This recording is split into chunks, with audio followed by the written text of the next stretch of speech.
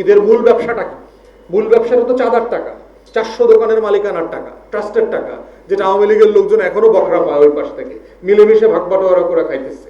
দ্বিতীয় বিষয় হচ্ছে আমাদের আজকের যেটা টপিক, আমরা যে জন্য আপনাদের সাথে কথা বলা, সেটা হচ্ছে যে চাঁদাবাজির ব্যাপকতা।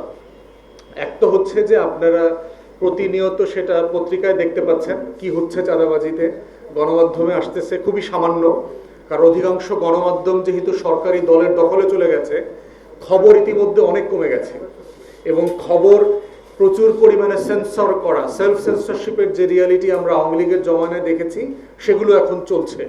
সরকারি দলের সমালোচনা করার নিউজগুলো মানে তুলে ফেলা হচ্ছে, ফেলে দেওয়া হচ্ছে, অথবা সাফিসিয়েন্ট কাভারেজ দেওয়া হচ্ছে না জনগণের পক্ষে থেকে। অতএব সেই জায়গাতেও যে পরিমাণ নিউজ আসতেছে আপনার চাঁদাবাজি, দখলদার, হাট নিয়ে যে পরিমাণ গ্রুপিং, খুনাখুনি দেশের বিভিন্ন জায়গায় হয়েছে, আমরা সেই জায়গাতে দেখতে পাচ্ছি যে আইনশৃঙ্খলা বাহিনীর নড়াচড়া অলমোস্ট নাই। এবং চাঁদাবাজি দেখেন যে আপনার শাহ আলী মাজারে আক্রমণ নিয়ে কি পরিমাণ একটা বয়ান তৈরি করা হইল, তৌহিদি জনতা, জামাত শিবির, হুজুররা 150 লোক মিলে ওখানে কেওয়াস তৈরি করে ফেলেছে। কিন্তু শাহ আলী মাজারের যে 400 দোকান আছে একটা ট্রাস্টের, ঢাকাতে যেই ট্রাস্টের যেই মাজারের 400 দোকান থাকে, সেটা কত হাজার কোটি টাকার সম্পত্তি সেটা কি বোঝেন? 400 দোকান দখল করবার জন্য কি তৌহিদি জনতা যায়? ওই 400 দোকানের মালিকানা, ব্যাংক অ্যাকাউন্ট, ট্রাস্ট, সিন্দুক দখল করার জন্য কি জামাত শিবিরের পোলাপান যাবে?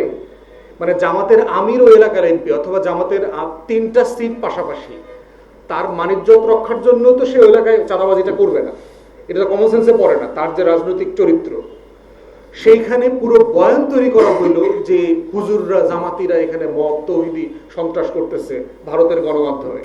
যেটা আড়াল করা হলো এই বিএনপির দখলদার গণমাধ্যমগুলোতে, সেটা হচ্ছে যে এখানে 400 দোকানের মালিকানা ট্রাস্ট বদলের রাজনীতি চলছে, হাজার হাজার কোটি টাকার ব্যবসা বাণিজ্য চলছে। এবং এই ট্রাস্টের দায়িত্ব কারা দেবে? এটা শুধু গাঁজাখোররা তো ট্রাস্ট চালায় না, গাঁজাখোরদেরকে তো প্রতিদিন গাঁজা খাওয়ার ব্যবসা করে দিতেছে, ওখানে বেশ্যাখানা আছে সেগুলো করার ব্যবস্থা করতেছে। কিন্তু এর মূল ব্যবসাটা কি? মূল ব্যবসাটা তো চাঁদার টাকা, 400 দোকানের মালিকানার টাকা, ট্রাস্টের টাকা, যেটা আওয়ামী লীগের লোকজন এখনো বকরা পায় ওই পাশ থেকে, মিলেমিশে ভাগ বাটোয়ারা করে খাইতেছে। তো এই ঘটনা বিভিন্ন মাজারে আমরা এর আগেও দেখেছি যে কোটি কোটি টাকার মাদকের ব্যবসা আছে, এই ব্যবসাটা কে নিয়ন্ত্রণ করবে?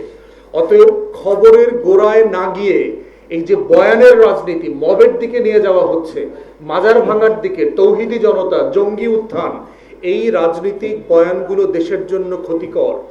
এগুলো আগে ওয়ার্ক করে নাই এবং ভবিষ্যতে এগুলো ওয়ার্ক করবে না। কবরস্থান থেকে চোর দখল, মানে বিএনপি নেতা কর্মীদেরকে গ্রেফতার করা হয়েছে। তো অতএব সেই জায়গাগুলোতে আমাদের দেখা দরকার সরকারের, যে এই যে ব্যাপক মাত্রায় আপনার দলের নেতাকর্মীরা চাঁদাবাজি করতেছে 24-এর 5ই আগস্ট থেকে, চাঁদাবাজিটা এখন থেকে শুরু করা হয়নি। হাট, ঘাট, মাঠ, ইজারা, ডিশের ব্যবসা, নেটের ব্যবসা, ময়লার ব্যবসা, সবকিছু ইতিমধ্যে বিএনপির দখলে, সব নেতাকর্মীদের দখলে। বলা হচ্ছিল যে আমরা তো দল থেকে বহিষ্কার করছি, তাদের পদ পদবি স্থগিত করতেছি, আমরা তো এখন কারো বিচার করতে পারবো না, নির্বাচিত হয়ে আসলে আমরা বিচার করতে পারবো।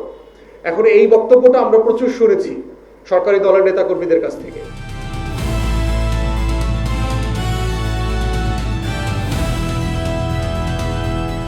দিনাজপুর টিভি, মানুষের জীবনের কথা বলে।